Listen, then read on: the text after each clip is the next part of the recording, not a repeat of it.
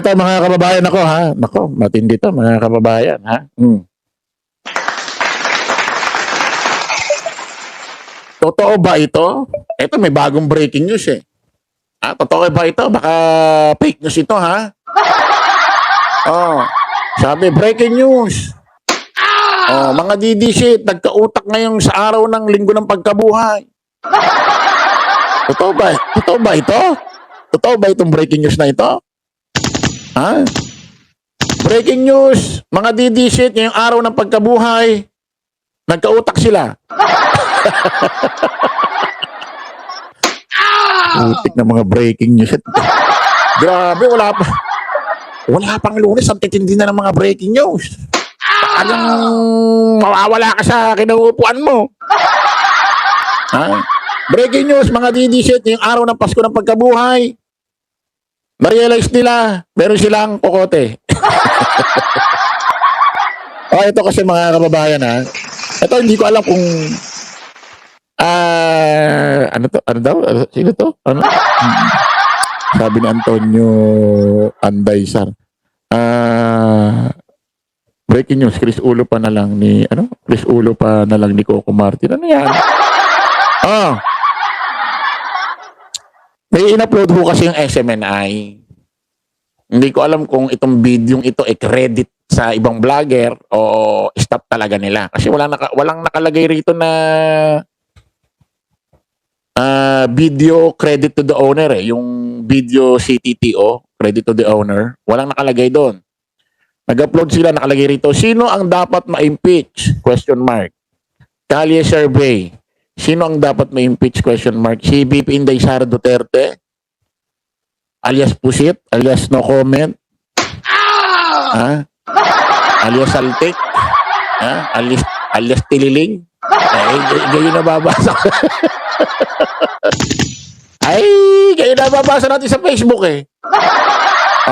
Alias Tulala, alias Lutang versus President Bongbong Marcos alias matalino, magaling, mahusay na presidente. Palakpakan!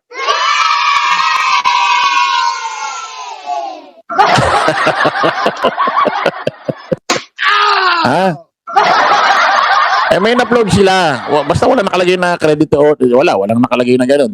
Siguro baka talagang hindi ko alam kung vlogger nila ito, staff nila, empleyado nila doon sa SMNI. Nagkalye survey. Wala rin sinabi kung saan location. Di ba? Kasi, saan ba ang SMNI? Saan ba yan? Davao ba yan? Saan ba to? Wala kasi sinabing location eh. Dapat kasi nilalagay nyo location. Mamaya puro sa Davao lang yan eh. Mariosep. Dapat ganon. Di ba? At saka ito matinding, ito maganda. Alam nyo mga kababayan, kasi yung nagpunta kami ng Hong Kong nung nakaraan taon, yung microphone na binili ko na wireless Bluetooth microphone, yung lapel, nawala. Di ko alam kung saan ko nalagay. Ewan ko. Nawala. Pag nakabili ako niyan, eto, mag-survey tayo, hindi vlog, hindi upload, walang edit, live. Asado nyo. Press 1. Hindi vlog, live ko. Live ako magtatanong sa kalsada. Baka raw survey sa loob ng KOJC. Grabe na. Baka naman sa loob ng KOJC, baka pinagtatanong nyo yung mga hardinero doon, mga kusinero ba? Kasado nyo, pahig kayo. Magkakalye survey tayo kung sino ang mas gusto nila, si VP Inday Sara Duterte, si Pangulong Bongbong ma-impeach. Walang edit, walang upload. Live stream ang gagawin natin. Actual, tatanungin natin. Sa kalsada. Mas maganda dito mag-survey sa Metro Manila kasi dito halo-halo ang kinakampihang politika rito. Pag sa Davao, ay sus Mariosep. Pag sa Davao, bias. Davao yan, teritoryo nila yan eh. Maganda Metro Manila kasi halo-halo tao rito, di ba? Ilalive natin. Tatanungin natin. Kung sino mo gusto nilang ma-impeach, makakulong. Bipinday Sara Duterte o si Pangulong Bongbong Marcos. Walang edit-edit. Live. Problema, wala pa akong microphone. Maganda kasi may microphone para pulido yung tanggap nung boses nung kinakausap natin papasok sa cellphone. Ha? Teka, pero baka wala pang pambili. Wala pa pambili. Video! Ano lang kayo dyan. Steady lang kayo dyan. Pag nakabili na ako, i-live natin. Putik, ewan ko lang. Hindi kayo maanuhan dyan. Live to walang yun ang gagawin natin. Pangako ko sa inyo yan, mga kababayan. Kaya nyo lang, pag nakabili ako. Relax lang kayo dyan. O hindi vlog, hindi upload. Mamaya, yung totoong palang nangyari sa ginawa niyong vlog, ang pinakamaraming bumoto na si Bipinday Sara Duterte, daling sa ICC, daling sa impyerno, mas marami pala siyang boto. Nung in-upload nyo, in-edit nyo, binawasan nyo yung kay BP Sara, pinarami nyo yung kay Pangulong Bongbong. Di lugi. Di ba? Lugi. Pwedeng ma-edit yan isipin mo, halimbawa, 15 kay Pangulong halimbawa kay Pangulong Bongbong Marcos, halimbawa 5 lang ang nagboto na sana ma-impeach siya. 5 lang. Tapos ang bumoto pala kay BP Inday Sara Duterte 50. Binawasan nyo ng 48.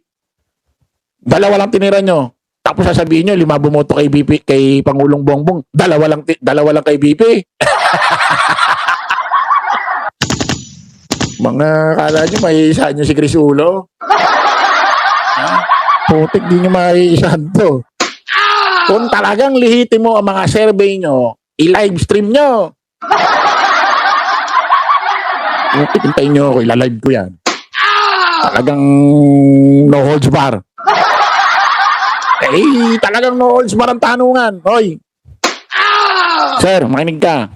Sino gusto mong ma-impeach, makulong? Si BP Inday Sara Duterte alias no comment, alias pusit, saltik, praning? O si Pangulong Bongbong Marcos na matinong tao, mahusay na tao, matalino, magaling na presidente? Sindakin mo, laksan mo boses. Laksan mo boses mo. Sinasagot? Wagot ka ng mahusay, ayusin mo sagot mo. At-applyin ko mukha mo pag di ka sumagot ng matino dyan. Yun ang tanong. Ano yung upload ka, naka-edit yan. Pakinggan natin mga kababayan. Hintayin nyo, hindi pa ako makabili. Wala kasi yung... pakinggan natin to Sa palagay niyo, sir, sino dapat ma-impeach sa kanilang dalawa or malanggan? Sara, ma'am. Kasi di pa niya sinasagot yung niya, ma'am yung confidential funds sa DepEd saka Office of the Vice President. Dapat ma-impeach. Ito. Teka muna. Si tatay, okay yung sagot niya kasi may sense talaga yung sagot niya. Dapat nang ma-impeach. Kasi tingnan nyo kung bakit may utak si tatay mga kababayan. Bakit daw ma-impeach dapat si BP Inday Sara Duterte? Hindi niya sinasabi na si BP Inday Sara Duterte guilty na, nagkaroon na ng korupsyon, nagnakaw na siya. Wala siyang sinabing ganon. Ang sabi niya lang, dapat ma-impeach si BP Inday Sara Duterte kasi yung mga tanong sa kanya, akusa sa kanya, hindi niya pa sinasagot. Kasi nga tama kaya tayo nakarating dito sa impeachment, hindi niya kasi sinasagot yung mga dating issue sa Quadcom. Kaya kinakailangan ng gawin ito. Pero kung dati na nilang sinagot ito, pinakita na nila yung mga kanilang katibayan, kanilang mga proof, mga evidence na magpapatunay si BP Inday Sara Duterte ay hindi ginawa ito, tama ang paggastos sa pera ng taong bayan sa kanyang pondo sa OBP at DepEd, hindi na nakarating sa impeach ito. Kaya si tatay, tama yung sagot niya, dapat ma-impeach. Kasi yung impeach na yun, hindi naman ibig sabihin may kasalanan agad si VP Inday Sara Duterte. Ma-impeach para mapatunayang may nagkasala or hindi nagkasala. Kaya nga itatrial eh. Kaya yung sagot ni tatay, magaling, matalino. May sense talaga. Talagang yung sagot niya, nauukol dun sa katanungan. Pakinggan natin tong iba ha, kung paano sumagot. Isa na kay Sara ha, dapat ma-impeach siya. Pero sa totoo lang, yung sagot ni tatay, katumbas na ng 100 katao yun. Saktong-sakto yung sagot niya eh. Although nag-iisa lang si tatay pa lang, yung maya halimbawa mo na sa 100 tao eh. Maganda yung sagot niya eh. Tumpak na tumpak, kaya dapat naka-impeach. Para malaman talaga kung ano nangyari. May nangyari ba? Totoo bang nangyari? O hindi? Inaakusahan lang. Maganda yung sagot niya, di ba? Tuloy natin. Bakit, sir? Sa kanya nakatutok lahat ng mga kurap eh. Kaya dito wala namang ganong kurap eh. Kung meron man to, napakaliit naman eh. Dapat ang nahabol eh. Kasi nandito yung pinaka-mini. Tapusin muna natin yung sagot niya. Tapusin muna natin.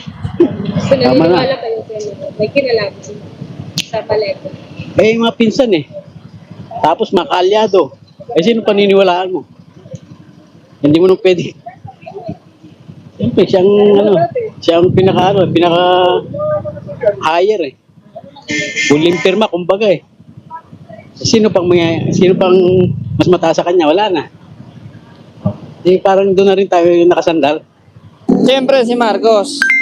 Sagutin muna natin yung isang sagot ng lalaki. Respect natin yung sagot niya, mga kababayan. Pero sagutin natin. I-analyze natin. Pinaiimbestigahan naman May Pangulong Bongbong Marcos ay nangyayaring korupsyon ngayon. At yung sinasabi niya, kay VP Inday Sara Duterte, maliit lang daw. Dito malaki. Para bang sinasabi? Para bang naniniwala rin siya na si VP Inday Sara Duterte may bahid ng korupsyon. Nagkataon maliit nga lang. Kaya dito na lang daw sa mas malaki. Mali yan, tatay. Bakit? Pwede naman pagsabayin yan eh. Pwede naman, actually nangyayari nga tingnan nyo, nagkakaroon ng investigasyon sa flood control anomaly, nagkakaroon din ng investigasyon kay VP Inday Sara Duterte. So sabi ni tatay, dapat may impeach si PBBM. Kasi si VP Inday Sara Duterte, kanya kasi maliit lang naman, sabi niya. Ay hindi pwedeng gano'n, at hindi lang maliit hindi lang maliit kay VP Inday Sara Duterte, malaki rin. Yung confidential fund na 125 million, yun lang yung sinasabing 11 days. Pero marami pang confidential fund na may issue sa kanya. Yun lang yung sikat na 125 million. Marami pa. Kulang-kulang 1 bilyon.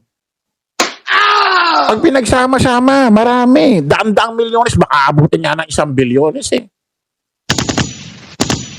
Hindi pa yan. Tumatanggap daw, allegedly, sa Pogo, sa mga drug lords. Yung ginawang pagbabanta pa doon sa tatlo, kay F. Elisa, Pangulong Bongbong, kay Speaker Martin. Marami pa.